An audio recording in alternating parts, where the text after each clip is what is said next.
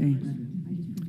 Good morning, everyone. As a direct result of Doug Ford's failed housing policies, I'm hosting this press conference with MPPs Jessica Bell, Butila Carpoche, Jill Andrew, as well as Chris Glover, as well as members of No Demovictions Toronto to call to attention the horrible ramifications of the conservative legislation known as Bill 23 passed just over a year ago. Bill 23, or the More Homes Built Faster Act, should have been more correctly entitled Doug Ford Kicks Tenants to the Curb by Demolishing their Affordable Homes Act. As predicted by the Ontario NDP, this legislation has unleashed a greedy developer demolition frenzy on rent-controlled buildings in Ontario. It is the same bill that removed environmental protections, weakened heritage laws, and overrode municipal planning processes. By siding with big corporate landlords, Doug Ford has delivered tenants a devastating blow because Doug Ford has ignored the Ontario NDP and many housing and tenant organizations. We are now seeing encampments grow in Ontario, a deepening homelessness and eviction crisis accelerated by demevictions and the affordable purpose-built rental buildings being converted to unaffordable luxury condominiums. The Ontario NDP warned the Ford government that their legislation would threaten the existence of affordable housing by weakening rental replacement bylaws in multi-unit residential buildings.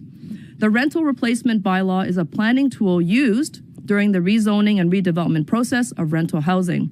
It requires developers to replace the existing affordable units and offer them back to the existing tenants at the same rent when the building is complete. This disincentivizes developers from demolishing rental buildings for a quick profit. It provided tenants key protection that ensured the preservation of the existing affordable low end of market housing, the majority of it sitting under rent control. Doug Ford has now drastically reduced this protection, and again, that is why we are here. According to the City of Toronto's own data and planning department, over 100 buildings are already in the pipeline slated for demolition. This represents tens of thousands of family homes that will be demolished and destroyed in Toronto. They're already some of our most affordable homes. This will be a terrible loss if we weren't already in a housing crisis, which of course we are. Each of the tenants here today are living under extreme fear and duress as their homes will be demolished in the future. Every single one of them will be displaced for years while the construction takes place. Some will never return to their cherished neighborhoods. Others may move back to a new building, albeit unknown to when and what they will return to. The tenants are fed up with Doug Ford's cozy relationship with PC insiders and developers. They have organized, they have built relationships, they've worked so hard to advocate for a better deal for themselves and their neighbors. Some of them have won a better deal from the developers, the majority have not. But not a single one of them has been able to save their homes and their buildings. And because of this, government's heavy-handed developer-biased legislation, they're here today. The tenants are going to tell you their own stories. Allow me to introduce you to some of the most remarkable and resilient people I have met in Toronto and in my public life. They are tenants and leaders of the No Demovictions Toronto movement, and they're here to share with you in their own words what's happening to them and their families. I'd like to call to the podium in this order, Annette Trevorrow-Gasher, Lindsay Blackwell, and Megan Key. Thank you. Thank you. My name is Annette Trevorrow-Gasher, and I live at 25 St. Mary Street. I am here today representing thousands of tenants who are vulnerable and will have difficulty qualifying for alternative homes in their community when displaced. In 2015, I rented a 2-bedroom apartment for my 85-year-old mother. She lived independently until she had a bad fall, causing 2 strokes. She did not want to go into a nursing home and felt comfortable downtown, having lived and worked in the core her whole career. She wanted to stay with her girlie, me. She lost her driver's license and her independence in one fell swoop, and she felt lost. That is until we moved to 25 St. Mary Street, just 2 blocks south of Blorett Bay. There she recovered wonderfully from her strokes and began to thrive again. She would happily meander through the community with her rollator walker, as many seniors do in our neighborhood. They are 2 blocks away from the Manulife Center, which is just 6 years younger than our building. They are walking distance from the grocery stores, pharmacies, post office, doctor's office, everything they need. Everything I needed and continue to need as a long-term breast cancer survivor and patient of Princess Margaret Cancer Center. It's a short ride away, and on one of my good days, I can walk there. When my mother was diagnosed with dementia and began to slide into her silent world, I continued to care for her with the help of PSWs until she passed away in her own bed, as was her wish, in the spring of 2017. Some of my neighbors will not have this wish granted. Terry Mitchell is here with us today. Can you come forward, Terry, please? Terry is a 93-year-old widow. Terry loves her quaint apartment with her balcony and view of the garden. Terry lived with her husband at 25 St. Mary for over 45 years. She has lived, loved, laughed, and cried in her lovely home with the beautiful view. I remember walking my standard poodle and looking up and seeing Terry on her second-floor balcony watching us. She wants to die in her own bed, as my mother did, and she's earned the right. Our building comprises 50% seniors, people with disabilities, mental health issues, fixed incomes, students, and professionals, a diverse cross-section of our colorful community. However, many tenants who are vulnerable or chronically ill will not qualify for alternative homes without a guarantor in order to remain in their neighborhood. The developer is providing a leasing agent, but many of our tenants require more assistance than they can provide. We need the developer to relocate tenants in this position or find a solution where they cover 100% of the cost and complete paperwork for a tenant who will not qualify for homes in their immediate vicinity. 25 St. Mary Street is the largest structurally sound, fully occupied high-rise in the history of the City of Toronto to be approved for demolition, displacing almost 700 people from their homes. That's 259 homes lost in one day. Has a natural disaster in Canada even destroyed that many homes in one day? Particularly troubling to my neighbors was the apathy council presented, barely listening to many deputants during their emotional pleas to save their homes. Then, unanimously approving 259 homes for demoviction, devastating almost 700 Torontonians. Lest we forget that over 50% of people in Toronto rent their homes. My neighbors and I are suffering from enormous stress. The influx and inability to plan, not knowing when the eviction notices will come. It's impossible to plan as the housing crisis gets worse day by day.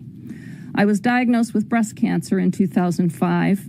My 4 cancer removal surgeries resulted in a mastectomy performed by the chief of oncological breast surgery at Princess Margaret Hospital. I've had a total of 19 surgeries since then. 25 St. Mary is where I recovered from the removal of globally banned, recalled toxic implants in an 11-hour transplant surgery that took a year to walk upright with a walker and 6 months before I could drive. I can honestly say the anxiety of losing my home and the stress of thinking about when and where I will afford to live in order to remain near my doctors and surgeons at Princess Margaret Hospital Cancer Center paralyzes me with fear. It weighs on me more than all of my surgeries and treatment combined. I can only imagine the terror Terry feels, or my 80-year-old friend and neighbor, Jane, who will undergo a hip replacement in December. I will stay with her after she comes home from hospital, as she has no family.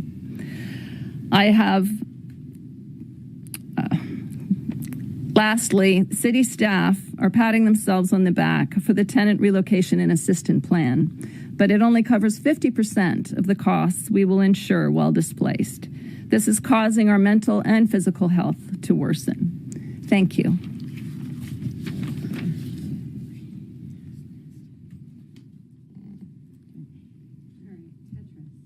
Tetris is right. Human Tetris. All right, Nieners. Yeah. She might pull my hair. That's okay.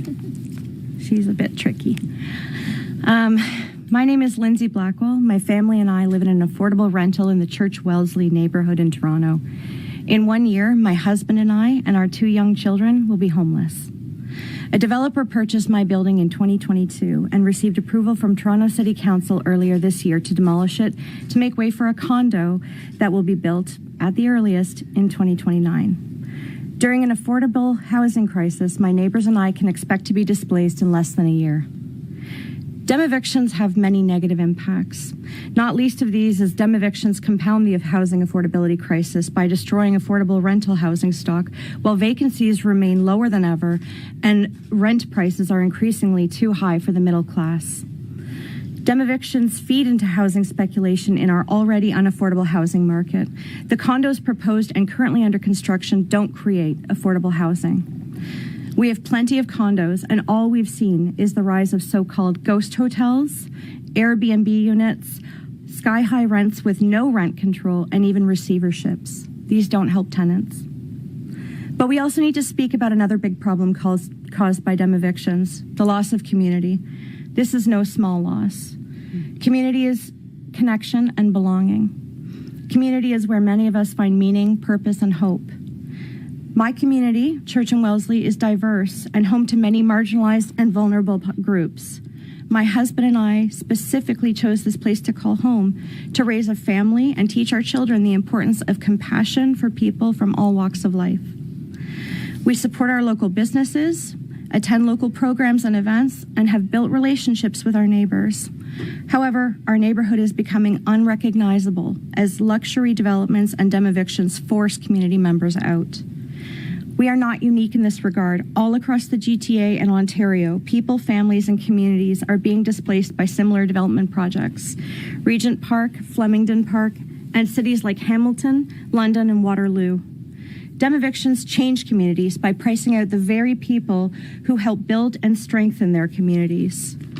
People who have spent decades advocating for positive changes, bringing neighbors together, and making the community a place to call home. Yeah. And there is the disconnect. We have a system where large corporate developers with no ties to the local community are driving decisions on what happens to those communities. Perfectly livable, affordable housing is cleared for unaffordable housing. Alternatives, like existing empty lots, are ignored. So are properties where housing development has been approved for years with no construction. Non-market solutions like co-op housing are rarely explored, and the unique needs and character of communities are not part of the planning equation. As renters, our voices are excluded from these processes. Local councillors tell us that their hands are tied by the provincial government. We're told over and over that we need to accept this reality, otherwise the Ontario Land Tribunal, an unelected, unaccountable body funded by taxpayers, will have ultimate authority to decide, and we'll lose everything we can manage to negotiate. Or we're accused of NIMBYism, that we're against development or intensification in our own backyards. And to be very clear, no, we are not. We advocate for more housing done responsibly, not at the cost of mass displacement, gentrification, and the continued undermining of rent control. So we're here today to say enough. Communities deserve to have a say in development and housing, and tenants deserve to have their homes protected too. Thank you. Excellent. Okay, great. I will. Megan, swap.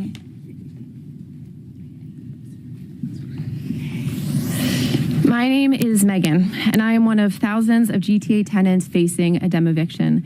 A year ago, I would have considered myself lucky to live in a rent-controlled unit while I watch friends and family struggle to find affordable accommodations. But as I found out, that this is something that can happen to anybody, and increasingly it is happening to more and more people. There are currently over 70 affordable rent-controlled buildings in the City of Toronto alone that stand to be demolished, and that number is increasing. Demevictions alone stand to displace roughly 10,000 people, but we know that that number is higher. And recent census data shows that in the last 5 years alone in the GTA, we've lost at least 27% of affordable rental units. This loss contributes to a rise in homelessness, the gentrification of our neighborhoods, and it makes life less affordable for everybody. And unfortunately, demevictions are not unpredictable. They're not surprising. In fact, they seem to be inevitable. They are just one symptom of a much larger problem, our sole dependence on the private sector to build all of our housing and dictate our housing policies. We know that a business's goal is always going to be to make more money, but this goal is at odds with the principle of housing as a human right. Immense wealth is being made at the expense of tenants across this province who simply want a place to rest their heads at night. What is driving the growth of real estate is not just a need for more housing, it is the exploitation of housing as an investment. It is the reason we are destroying already dense, structurally sound buildings to create more supply. It is the reason we are displacing tenants instead of rezoning to build in vacant lots or areas with single-family homes. It is the reason that we are in a housing crisis in the first place. So today we have three primary asks from the provincial government. The first is a moratorium on demevictions now. It is ethically and environmentally irresponsible to continue to rapidly destroy the very limited stock of affordable housing. If a building is serving the needs of the community that lives in it, and that building is structurally sound, it should not be demolished. Number two, data collection and analysis. Every list of demevictions that I've received from the City of Toronto has been filled with inaccuracies. Any responsible plan should include accurate reporting and analysis that includes demographic data. Number three, we need rent and vacancy control. Without rent control, investors and landlords are incentivized to turn over units and buildings because it is more lucrative to do so. Applications this year for personal use evictions in Toronto have gone up by 77%. And without vacancy control, it is only a matter of time until every affordable unit becomes unaffordable. Affordability should be tied to a unit, not to a person's tenancy in that unit. So what we are talking about is what Lindsay so eloquently outlined, is that these demevictions are not just buildings. We are uprooting thousands of people, displacing them from their support systems, their primary care providers, and their communities. We are creating instability in their lives, and we are forcing them into a treacherous rental market where the number of affordable units is dwindling and the rents are soaring. So I want to remind everyone that the provincial government has the ultimate power right now to improve the lives of millions of tenants across this province. They can enact rent control, vacancy control, and place a moratorium on demevictions. So continued inaction on these issues sends a clear message to tenants across Ontario that this government regards them as nothing but second-class citizens. Thank you. Thank you so much. We're proud to stand with you and your call to make our city affordable and to keep housing, to keep you housed. Does anyone have any questions?